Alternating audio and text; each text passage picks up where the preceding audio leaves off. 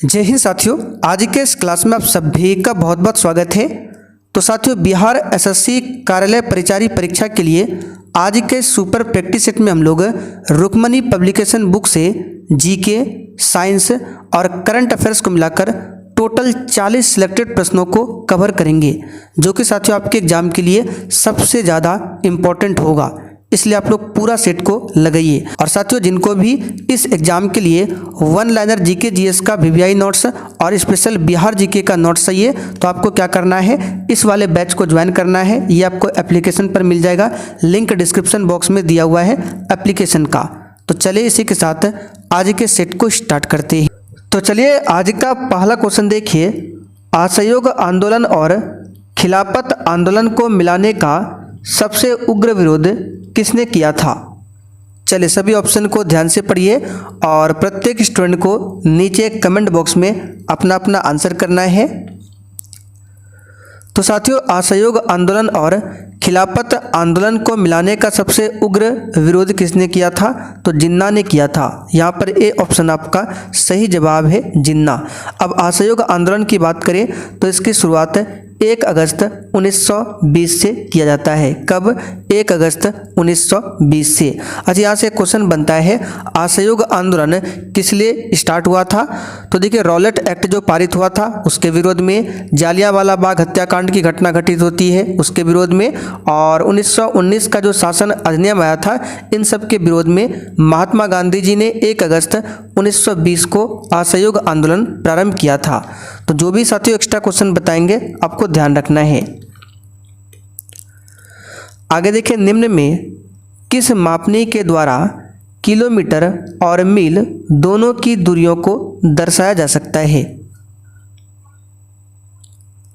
तो इसका सही जवाब है तुलनात्मक मापनी। डी वाला ऑप्शन यहां पर आपका सही है। आगे देखिए क्वेश्चन 3, निम्नलिखित में से कौन भारत में वाणिज्यिक फसल है। साथियों, बिल्कुल आपके एग्जाम पैटर्न पर आधारित क्वेश्चन है, इसलिए आप लोग एक भी क्वेश्चन को स्किप ना करें। बताइए, इसमें से कौन भारत में वाणिज्यिक फसल है। तो देखिए, सरसों, तंबाकू, जूट, ये क्या है, वाणिज्यिक फसलों के अंतर्गत में आता है। तो यहाँ पर आंसर हो जाएगा डी वाला ऑप्शन, इनमें से सभी। अब जूट की बात करें तो इसका सबसे अधिक उत्पादन कहाँ पर होता है, पश्चिम बंगाल में। कहाँ पर होता है, पश्चिम बंगाल में। और साथ ही यहाँ पर आप लोग देख सकते हैं, आपके एग्जाम के लिए वन लाइनर जीके जीएस का वीवीआई नोट्स आपको दिया जा रहा है। टोटल 17 सेट एप्लीकेशन पर अपलोड हो चुका है और इस प्रकार से लगभग आपको 50 से 60 नोट्स दिया जाएगा, जो कि साथियों आपके एग्जाम के लिए बहुत ही ज़्यादा इंपॉर्टेंट होगा। तो एग्जाम से पहले आपको पूरा नोट्स को तैयार करना है। ये कहाँ पर मिलेगा, तो आपको क्या करना है, प्ले स्टोर से ये वाला एप्लीकेशन डाउनलोड करना है। इसका लिंक आपको डिस्क्रिप्शन बॉक्स में भी मिल जाएगा। डाउनलोड करने के बाद आपको ऑल कोर्स पर क्लिक करना है। फिर ये जो सेकंड नंबर पर बैच है मात्र 59 में आपको मिल जाएगा, इसको बाय नाउ करके परचेज कर लेना है। ये सारा आपको नोट्स मिल जाएगा इसी एप्लीकेशन पर। और कोई भी डाउट हो तो ये हमारा व्हाट्सएप नंबर दिया गया है, इस पर मैसेज करके आप लोग पूछ सकते हैं। आगे देखिए, कौन सा ऊर्जा स्रोत नवीकरणीय है। तो यहां पर इसका सही जवाब है जल, सौर ऊर्जा, पवन ऊर्जा, ये सभी क्या है, नवीकरणीय है। तो डी वाला ऑप्शन यहाँ पर आपका सही जवाब है, ध्यान रखिएगा। नवीकरणीय ऊर्जा स्रोत किसे कहते हैं, तो देखिए, जब किसी ऊर्जा स्रोत का उपयोग पुनः या सतत रूप से किया जा सकता हो तो ऐसे स्रोतों से प्राप्त ऊर्जा को नवीकरणीय ऊर्जा स्रोत कहते हैं। अच्छा, अनवीकरणीय में कौन कौन आता है, तो कोयला, पेट्रोलियम, प्राकृतिक गैस, परमाणु ऊर्जा, जो कि भविष्य में समाप्त हो सकता है, ये अनवीकरणीय ऊर्जा के अंतर्गत में आएगा। कोयला किस प्रकार का संसाधन है। और साथियों, आप लोगों से जितना हो सके सेशन को अधिक से अधिक अपने सभी दोस्तों के साथ शेयर कीजिए, ताकि एग्जाम तक डेली आपको ऐसे ही प्रैक्टिस सेट मिलता रहे। तो साथियों, कोयला जो है भविष्य में समाप्त होने वाला है, इसलिए आपका अनवीकरणीय संसाधन में आएगा। बी ऑप्शन आपका राइट है। कोयला की बात करें तो ये 4 प्रकार के होते हैं। सबसे बढ़िया क्वालिटी का जो कोयला होता है वो एंथ्रासाइट होता है, और सबसे घटिया क्वालिटी का कोयला पीट होता है। अच्छा, कोयला के प्रकार में से किस कोयला को भूरा कोयला के नाम से जाना जाता है, तो लिग्नाइट को। चलिए आगे बढ़ते क्वेश्चन 6। निम्नलिखित में से किस एक को भारत में वैश्वीकरण के कारण सबसे कम लाभ हुआ है? इसका सही जवाब है कृषि क्षेत्र को। यहाँ पर ए ऑप्शन आपका सही जवाब है, कृषि क्षेत्र को।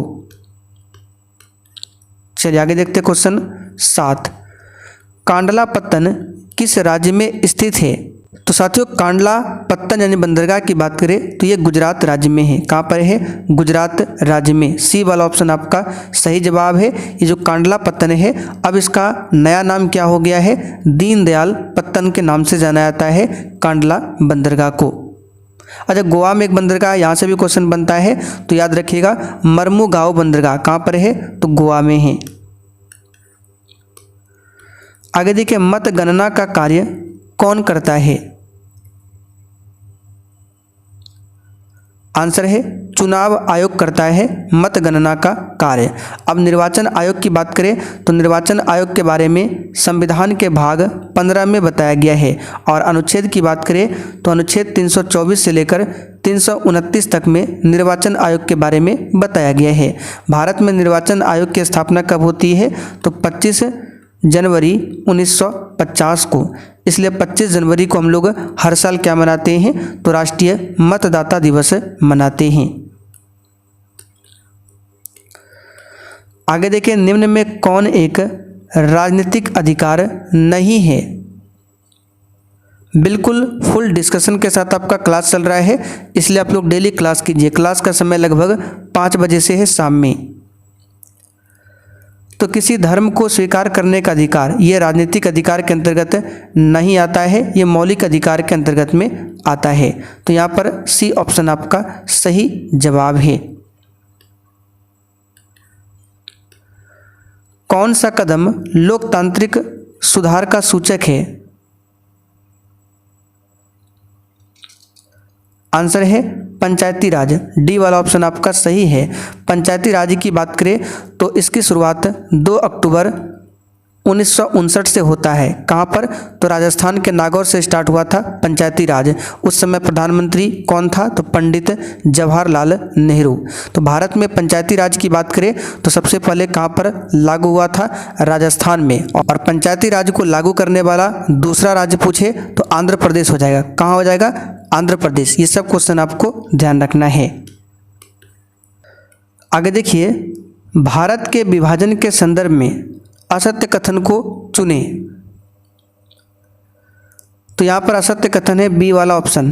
पूर्वी पाकिस्तान और पश्चिमी पाकिस्तान एक साथ नहीं था। बिल्कुल गलत है, एक साथ था। ठीक है, बी वाला ऑप्शन यहाँ पर आपका राइट है। भारत का विभाजन की बात करें तो 3 जून योजना के आधार पर 1947 में हुआ था। आगे देखिए, वर्ष 1919 में कौन सा एक्ट लाया गया था?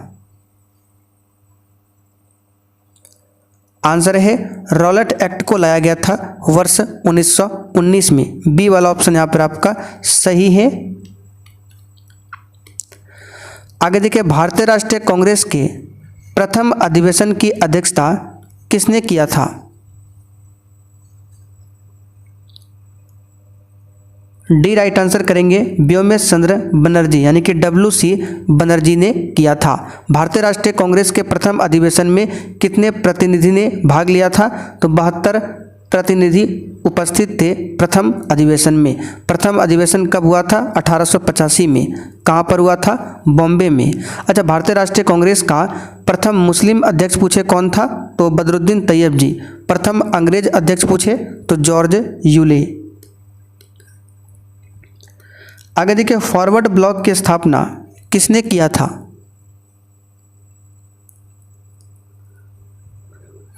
तो साथियों 1939 में सुभाष चंद्र बोस ने फॉरवर्ड ब्लॉक की स्थापना किया था। यहाँ पर ए वाला ऑप्शन आपका सही जवाब है। ध्यान रखिएगा, सुभाष चंद्र बोस ने।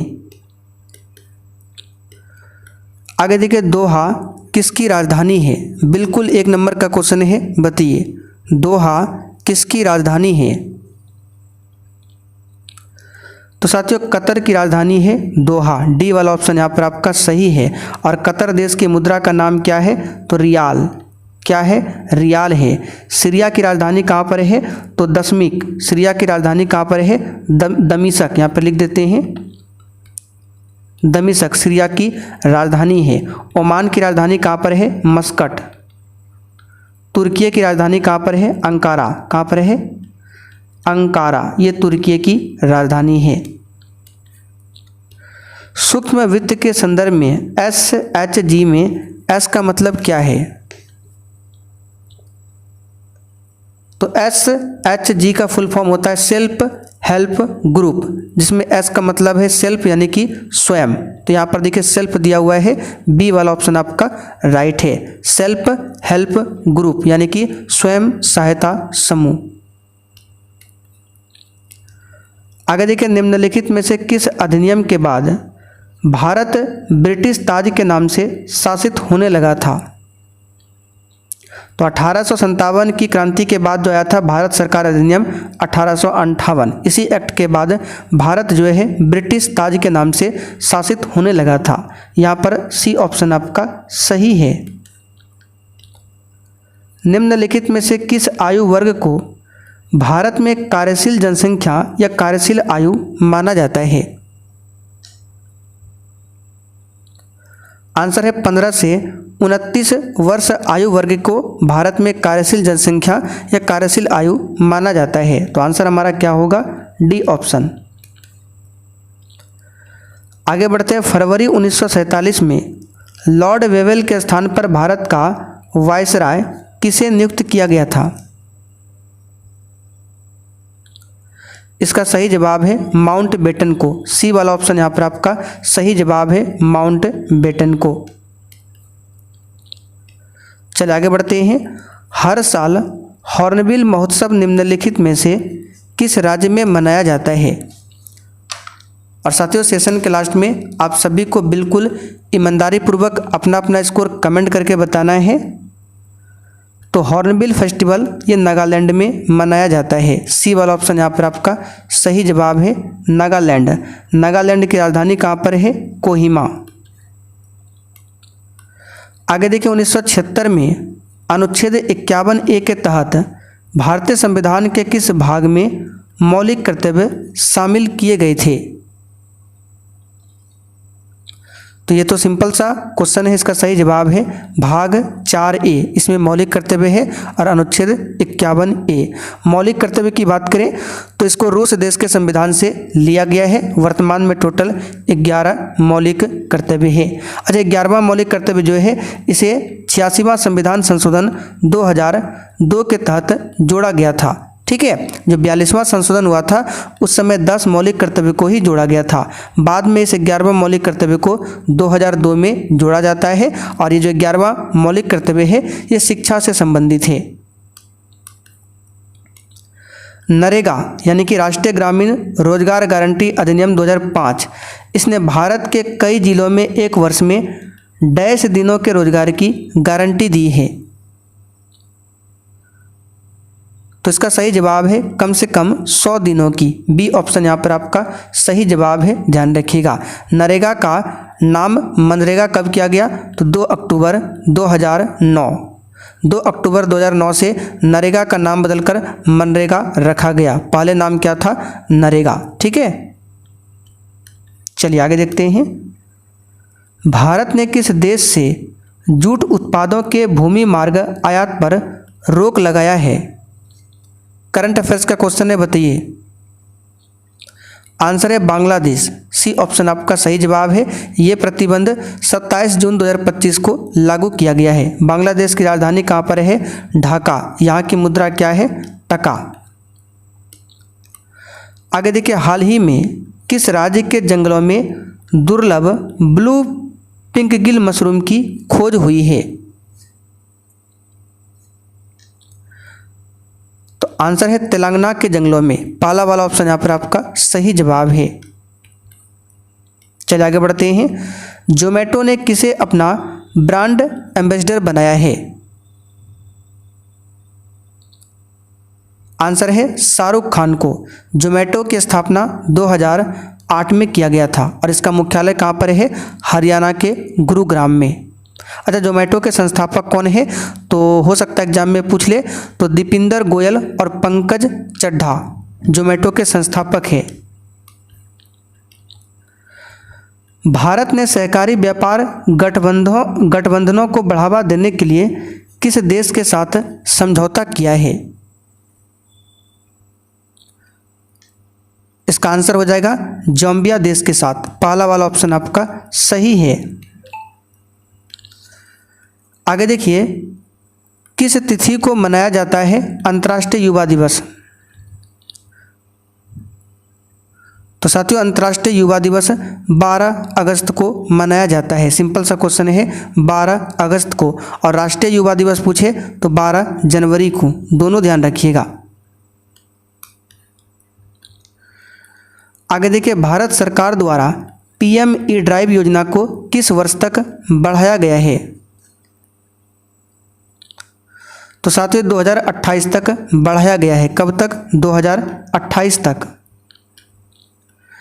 आगे देखिए, भारत के प्रधानमंत्री नरेंद्र मोदी ने निम्नलिखित में से किसके बीच भारत की सबसे लंबी root Vande Bharat express train सेवा का उद्घाटन किया?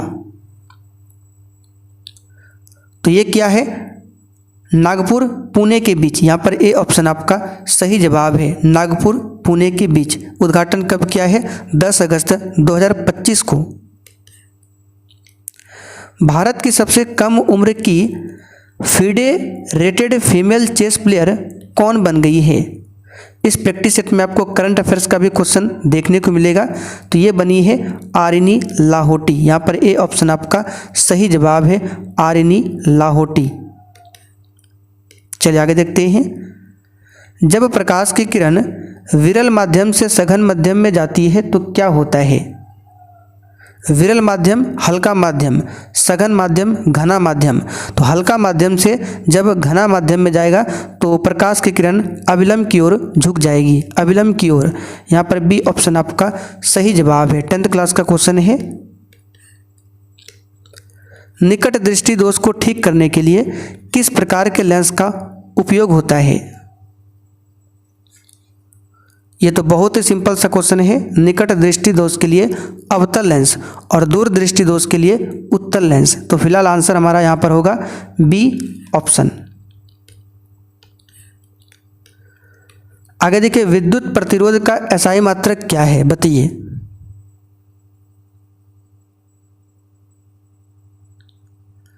तो साथियों, विद्युत प्रतिरोध का एसआई मात्रक ओम है। क्या है? ओम। सिंपल सा क्वेश्चन है, ओम है। वाट शक्ति का है।